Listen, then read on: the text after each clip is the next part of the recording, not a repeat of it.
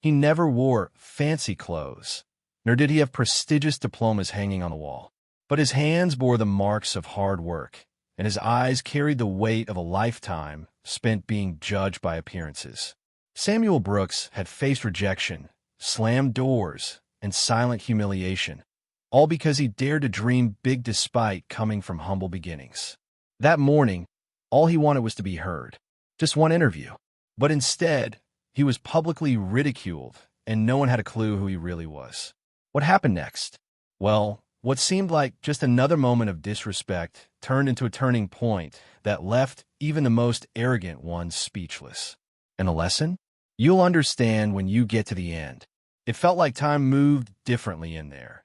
Every heel clicking on the polished marble floor, every voice sharp, rehearsed, and overly confident. The lobby of Rothwell Technologies, right in the heart of Manhattan, was packed with suit-wearing candidates, freshly printed resumes, and memorized pitch lines. Amid all that forced elegance, Samuel Brooks looked like a smudge on a perfect canvas. He wore faded jeans, a wrinkled shirt, and boots that told more about his life than any diploma on a wall ever could. He carried an old folder under his arm and eyes full of tired hope, the kind that seen more slammed doors than handshakes. No one needed to say a word. The stare said it all. The kind that come from above, measuring someone's worth by their shoes or watch brand. The receptionist, a friendly young woman named Maggie, hesitated as he approached. Not because she thought he looked strange, but because she'd been taught to equate appearance with credibility. Still, she typed in his name, and, to her surprise, there it was, Samuel Brooks, 10:15 a.m., interview with HR. She cleared her throat, a little embarrassed, and handed him a visitor badge with a polite smile. "You can have a seat over there, Mr. Brooks." But the moment he turned his back, the judgment began. From the corner of their eyes, a few candidates frowned. One whispered to another, "Is he here to apply for janitorial work?" Another chuckled, "Think he got the wrong building." Samuel's silence in the face of those remarks was what bothered them most. He didn't react, didn't flinch. He just sat down calmly and opened his folder. Every move he made was almost defiant. Not because he meant to challenge anyone, but because his quiet confidence highlighted their arrogance. It was as if he knew something they didn't. And then came Trevor Caldwell, the HR manager. Tall, blonde, with Italian shoes that shined brighter than his empathy. As soon as he spotted Samuel, he narrowed his eyes. He stopped right in front of the couch and said, with a sarcastic tone, "Looking for the maintenance department? The cleaning interviews aren't today." The laugh that followed hit like a slap. Samuel slowly looked up. There was no anger in his eyes, just the strange calm of someone who had been through this before. And that alone made Trevor even more uneasy. Maggie's eyes widened. She wanted to say something, but held back, torn between her job and her conscience. The other candidates snickered quietly, complicit in the humiliation. It was like Trevor had voiced what they all were thinking. Samuel, however, simply closed his folder carefully, crossed his legs, and said, without losing composure, "My name's on the list. I scheduled an interview for 10:15. That threw the manager off for a moment. Just a moment. "You might be on the list," he snapped, "but here, we care about image. You came dressed to mop the floors, not to work in tech." That sentence cut through the lobby like a knife. Maggie lowered her eyes, clearly uncomfortable. The tapping of fingers on phone screens came to a halt. It was as if everyone in the room knew that something had just crossed the line, but no one dared to speak up.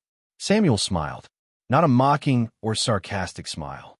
It was the kind of smile you give when you've heard that kind of comment so many times it doesn't sting anymore.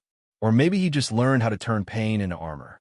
He stayed quiet, and in that silence, there was a dignity that embarrassed his accusers more than any words could. Trevor huffed, irritated. He was used to being obeyed. That quiet refusal, even without a single word, got under his skin. "You know what? You should just leave. No point wasting time on something you're clearly not qualified for," he said, motioning to the front desk security. Maggie swallowed hard. That scene stirred something deep inside her. A memory, maybe, of her dad working construction, her mom doing laundry for neighbors. People no one ever noticed, yet who taught lessons without saying a word. People like Samuel. Samuel stood up calmly, picked up his folder, tucked his shirt into his pants, and walked toward the exit. He didn't look defeated. He looked determined, like all of that had been just one small piece of a much bigger plan. He stepped out onto the sidewalk, took a deep breath, and looked up at the Manhattan sky. The same sky everyone shares, though few truly see. Then he pulled out his phone, scrolled to a favorite contact, and made a short call. It happened again. You can come. Then he hung up. No explanation. No drama. Unaware that the rest of that morning was about to make history. Back inside the glass lobby, Trevor laughed with his coworkers. Said something about maintaining company standards and modern workplace image. Loud enough for everyone to hear. But what he didn't know was that his arrogance was being watched, noted, and measured. Samuel wasn't just another applicant. He was the star of a lesson no one in that room would ever forget. Inside that worn folder was a secret, and everyone who had judged the book by its cover was about to eat their words. As if the universe had aligned itself with Samuel's silence.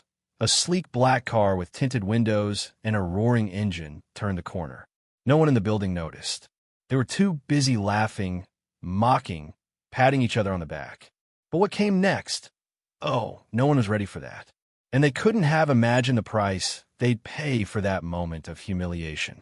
Even with a printed confirmation email in hand, time, recruiter's name, interview location, Samuel was treated like an intruder. The paper was right there, folded neatly like a golden ticket kept under lock and key. He showed it to Trevor calmly, but the man didn't even bother to read it. You can print whatever you want, buddy. This isn't a soup kitchen line, he joked, laughing with the group around him. The receptionist Maggie covered her mouth with her hand, shocked by what she'd just heard. That wasn't just unprofessional anymore. It was public humiliation. Samuel took a deep breath. Not out of fear, not out of shame. He breathed deeply because he knew that anger solves nothing.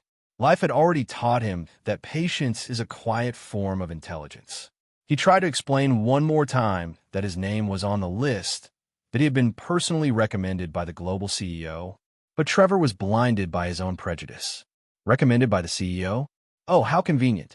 Maybe you're also the president's cousin, he sneered. Laughter echoed around the room. The mockery felt endless.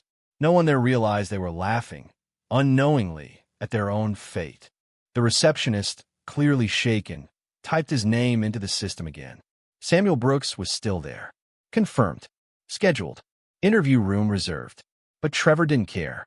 He had already made his judgment, and it was too late to backtrack. He shouted at the security guard, "Escort this gentleman out, please. We're not wasting time here." The guard hesitated for a moment. He looked uncomfortable, but following orders was part of the job. Samuel, on the other hand, folded the paper, gave Maggie a polite nod of thanks, and walked away in silence. Once again, the other candidates, who had been full of themselves just minutes earlier, began to shift uncomfortably in their seats. Some looked away, as if not wanting to be complicit. Others nervously kept laughing, tried to protect themselves behind the group. That moment stirred something deep inside, as if, deep down, they knew they were watching something wrong, but no one had the courage to stand up. Samuel walked out through the glass doors with the same posture he had when he arrived, proud, dignified. The only difference was, now he left behind a trail of quiet discomfort throughout the lobby. Outside, the autumn breeze blew gently. The trees swayed, indifferent to human chaos. Samuel sat down on the marble steps, the same ones so many had overlooked before him. He pulled his phone from his pocket, unlocked it with a trembling finger, and searched for a contact marked with a gold star. He made the call. It rang twice before someone picked up, and then, with a calm tone that had everything he had just gone through, he said, "It happened again. You can come." He hung up before hearing the reply. There was nothing left to say. The answer would come in another form. Sitting there, he watched the tall buildings, the rushed cars, the well-dressed people.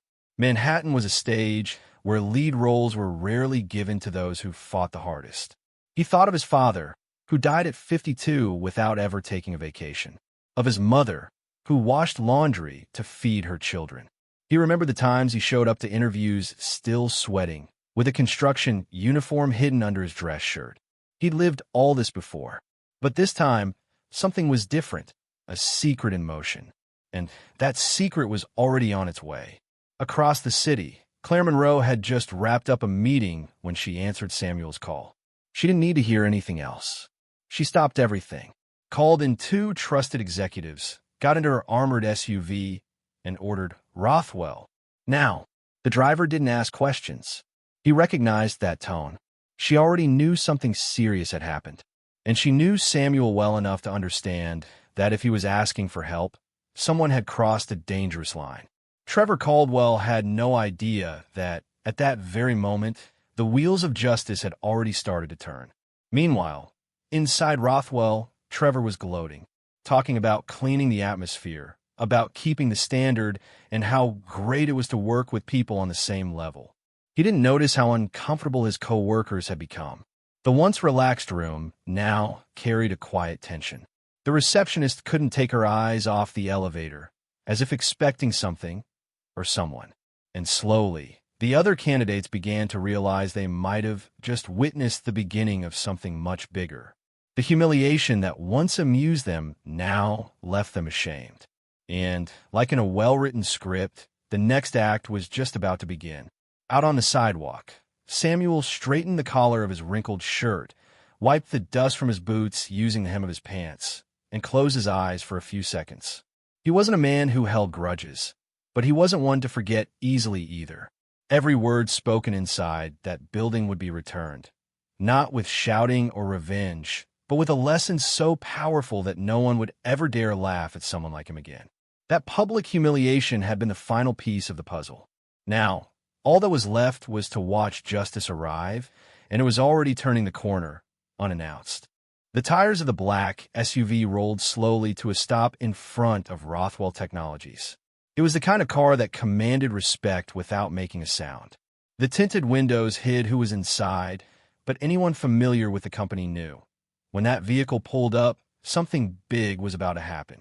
The door opened smoothly, revealing a woman with firm heels and a commanding presence. Claire Monroe, Rothwell's global CEO, didn't need to raise her voice to be heard. Her walk was enough. Her presence, more than enough. At her side were two stern-looking executives. And just behind, Samuel, in jeans and a wrinkled shirt, walking alongside her like he belonged. Inside the building, the lobby fell into silence. The air felt heavier, tense. The receptionist, Maggie, stood up almost instinctively. Trevor, still bragging to his colleagues about his sharp eye for hiring, turned toward the entrance and turned pale. Claire walked in without a word, like a storm announcing itself with dark skies before the first thunder. She stopped in the center of the lobby, looked around, and with a faint smile at the corner of her lips said, "Samuel, come with me. We have a meeting to lead." A quiet buzz rippled through the room, but no one dared say a word. They simply watched. Trevor tried to step forward. "Claire, I'm sorry." But he began, only to be cut off by her sharp gaze. "Later. Not now." Then she turned her back to him. With calm steps, she crossed the lobby beside Samuel. The contrast between her tailored suit and his worn clothes was striking and symbolic. A silent masterclass in value, in character, in how the corporate world still hadn't learned that respect isn't defined by appearance. The elevator doors closed, carrying away the man who, just minutes earlier, had been thrown out. And no one in the room could quite process what they'd just witnessed. In the conference room, the atmosphere was entirely different. Claire took her place at the head of the table. Samuel sat to her right, and the two executives filled the remaining seats. On the other side of the table sat the company's directors and department heads, all still unsure why they'd been called in for an emergency meeting. No one really knew what was going on. Some glanced at Samuel with confusion. Others avoided eye contact altogether. But the tension was thick as Claire adjusted her posture, clasped her hands on the table, and began to speak. "Ladies and gentlemen, I called this meeting for one very simple reason: to introduce the new head of our International Innovation Division." The shock hit the table like an electric current. Some widened their eyes. Others held their breath. And then came the final blow. This is Samuel Brooks, co-founder of Brooks & Lennox, the The startup we acquired last week for $18 million. The silence was absolute. No one even blinked. Claire continued as if she hadn't just dropped a bomb. Samuel chose to keep the integration low-key. He wanted to observe our headquarters culture firsthand. And unfortunately, he didn't like what he saw. The humiliation Trevor had tried to bury was now public and irreversible. Trevor was among those present, sitting motionless like a statue, trembling from within. Sweat dripped down his temples. That revelation dismantled every condescending remark he had thrown in the lobby. Without knowing it, he had humiliated the new head of innovation, the man behind one of Rothwell's biggest acquisitions. He tried to speak up, tried to defend himself, but Claire was faster. You'll have your moment. For now, listen. Then she turned to Samuel. The floor is yours. Maggie, the receptionist, watched everything from the adjacent room, tears welling in her eyes. For the first time, she felt like the world was finally starting to turn in the right direction. Samuel stood slowly. His steps made no sound, but every move echoed like a warning. He opened his worn folder, pulled out a yellowed sheet of paper, and laid it on the table. It was the original sketch, the very first draft of the project that became Brooks and Lennox. An idea born in a factory break room.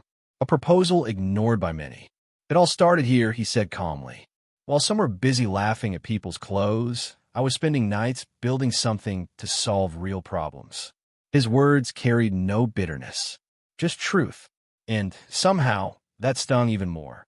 One of the executives cleared his throat and asked, almost in a whisper, "Did you plan all this?" Samuel smiled.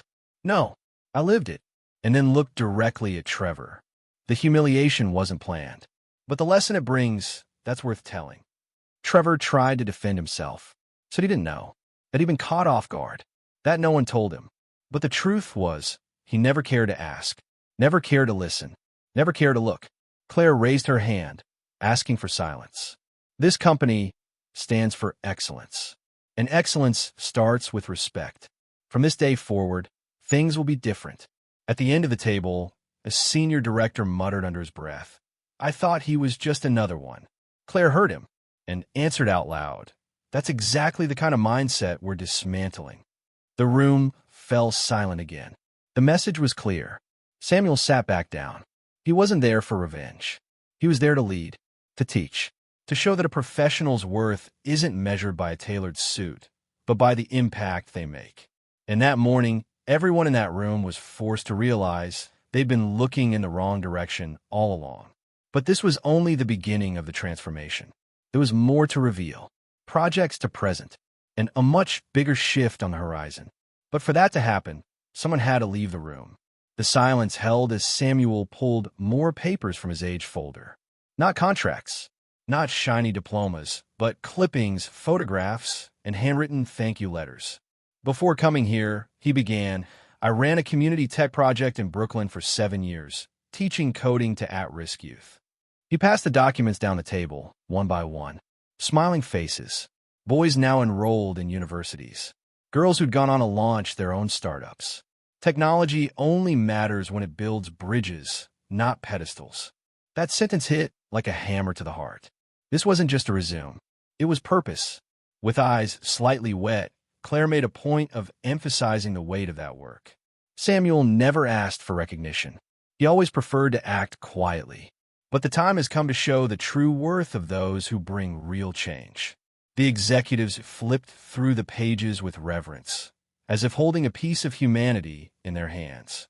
Trevor, on the other hand, remained frozen. Sweat now soaked the collar of his shirt. With every move Samuel made, another secret came to light. Another reason for shame. Without realizing it, Trevor had spat cruel words at a man who was building bridges while others built walls. Trevor finally stood up. "With all due respect, I made a mistake. But it was a mistake in judgment, not in intention.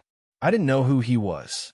Samuel met his eyes and answered firmly, "You didn't need to know who I was. You just needed to treat me like someone." The impact of that sentence hit instantly.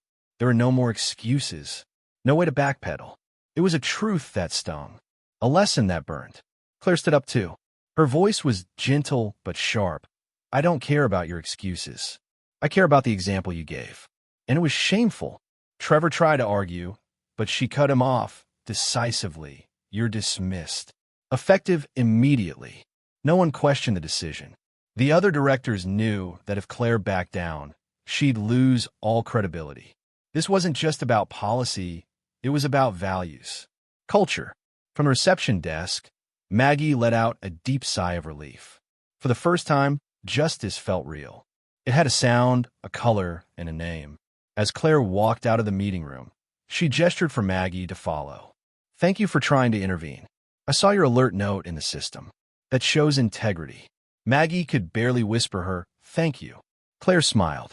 From now on, you'll be working directly with me. I'm promoting you to executive assistant. It wasn't just a promotion, it was quiet recognition. When Samuel heard about Maggie's promotion, he smiled. You were one of the few who didn't look away. Maggie smiled back, eyes filled with tears. My mom always said kindness is a kind of courage. Claire overheard and added, then get ready. We're going to need a lot of courage to change this company from the inside out. A new chapter was beginning, not with applause or grand speeches, but with small actions, bold decisions, and lessons that would leave a mark on the soul of that company. Later that same day, Samuel's old visitor badge was replaced with a golden access card. It read, Director of Social and Technological Innovation, Samuel Brooks. As she handed it to him, Claire said, you can change the title if you want. But honestly, I think it suits exactly what you represent. Samuel held the card for a few seconds, not for the status, but for the meaning behind it. A symbol that someone who came from the bottom had finally been recognized. Not despite his story, but because of it. The most surprising part was watching how the employees started to change. The arrogance that once filled the halls was replaced by respectful curiosity. Many approached Samuel just to talk, hear his stories, learn from his experiences. Some even apologized for staying silent in the lobby. He accepted them all, not out of weakness, but out of wisdom. It's hard to speak up when everyone's watching, but it's even harder to live with the silence afterward. People listened, really listened, and slowly, Rothwell's culture began to change. Trevor, meanwhile, walked out of the building with his head down, carrying nothing but a folder with his personal items. No one applauded. No one stood up for him. And maybe that was the biggest punishment of all, the silence of indifference. Maggie, now in her new office, was organizing her first stack of papers alongside Claire. Do you know why I promoted you? The CEO asked. Because you saw beyond someone's clothes. Because you had empathy. Then she smiled and added, and also because I'm tired of working with people who only see their own reflection in the mirror. Samuel, then, received his official welcome email. The subject line read, New Leadership, New Era. And he knew, in that place, he wouldn't be just another face in the crowd. He would become a living reminder that snap judgments come with a price. That true respect, when practiced sincerely, can turn even the coldest environments into spaces of genuine humanity. But his story didn't end there. Something deeper was still to come. A turning point, not for him, but for everyone who still believed appearance mattered more than essence. That morning it was special. The Rothwell Technologies auditorium was full. Employees from every branch joined online to watch the onboarding ceremony. The event was meant to mark a new era for the company, but no one expected to leave changed by it. Claire Monroe took the stage, gave the usual thanks, and then introduced Samuel. Today, you'll hear the story of someone who taught us a powerful lesson, without raising his voice, without putting anyone down, but with a strength no title could ever teach. The applause was modest, but it was enough for Samuel to step on stage with steady feet and eyes filled with emotion. He didn't bring slides. He didn't use a teleprompter. He just stood there, took a deep breath, looked out at the audience, and said, before anything else, thank you for seeing me now. Because a few days ago, no one truly looked at me. The room fell into absolute silence. He continued, that morning, my shirt was wrinkled, my shoes worn. I didn't look like an executive, and I was treated like an outsider. A mistake, a joke. But let me tell you a secret. The clothes might be worn out, but the dreams are alive. And character? Character doesn't come out in the wash. The impact was immediate, like a stone tossed into a still lake.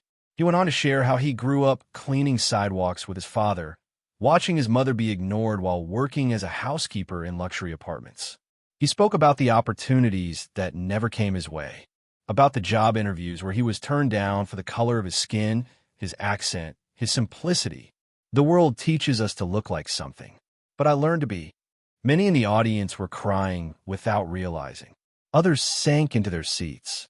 That wasn't just a story, it was a mirror. And everyone in that room saw a reflection, either of someone who had judged or someone who had been judged. Samuel continued. You saw me walk in with a worn-out folder.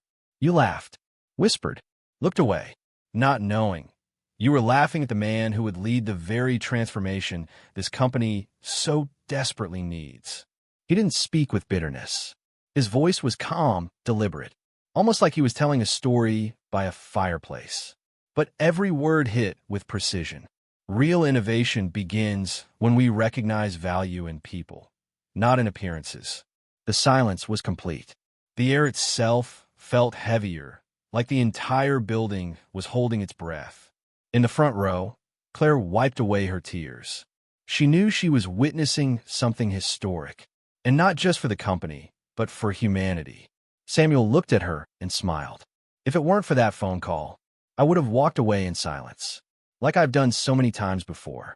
Then he paused, looked around. But not this time. This time I stayed, and I let the humiliation become a lesson. For me, for all of you, for anyone who walks through that door and gets judged before even saying their name. No one dared to move, not even blink. At the end of his speech, Samuel thanked everyone again. He said he didn't want applause or flattery. What he wanted was change, real, deep, lasting change. Next time someone walks through that door looking like they don't belong, ask yourself, what if they're just another millionaire in disguise? The line drew some nervous, thoughtful laughter. The message had landed. No bitterness, no payback, just dignity. A dignity that made everyone feel smaller and, somehow, more human. The video of the speech was posted by the marketing team that same day. No one expected what would come next. Within 48 hours, it went viral across the country. People were sharing it with captions like, "This man speaks for me." Others wrote, "I've been Samuel," and "I've been Trevor too." His name hit the trending topics. Talk shows requested interviews. Schools used his words as essay prompts. And Rothwell, once known only for tech innovation, became recognized for something far greater: social and human transformation. Samuel continued his work as director. He visited every department, greeted security guards by name, and ate lunch with interns. His office door was always open. His calendar included meetings with nonprofits, community colleges, and marginalized groups. He wanted to bring more people like him into the company, regular folks with raw talent. I'm not the exception. I'm proof that there are so many more out there, just waiting for a chance. Rothwell's culture was shifting step by step, and it all began with a moment of humiliation that unknowingly planted the seed of a revolution. But the most beautiful moment happened weeks later. One late afternoon, as Samuel was leaving the building, he was approached by a young janitor. The young man, eyes filled with emotion, said, "Thank you for staying. When they walked you out that day, I thought, there goes another one. But you came back. And now, every time I clean this lobby, I do it with my head held high." Samuel smiled, shook his hand firmly, and replied, "Then you got it. That's what it was all about." A passing intern snapped a photo of the scene, and that photo became Rothwell's new official poster. No words, just the image. Because at that company, the lesson had already been learned. And now, I want to hear from you. If this story touched you in any way, go ahead and like the video. It helps spread this message to more people. Subscribe to the channel so you never miss stories like this one. Each one is crafted to move and inspire you. And drop a comment below letting us know what city or country you're watching from. We'd love to hear your story too.